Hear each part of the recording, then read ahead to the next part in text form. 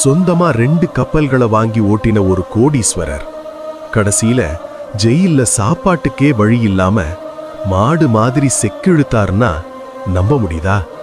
அவர்தான் வ.உ.சி., கப்பலோட்டிய தமிழன்.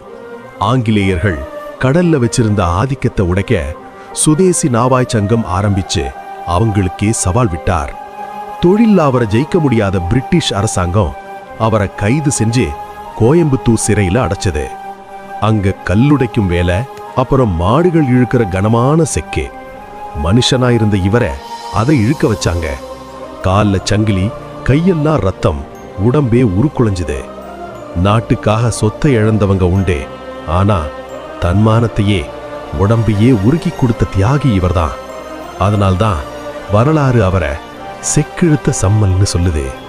இந்த தியாகம் இது நம்மில் எத்தனை பேருக்கு தெரியும்?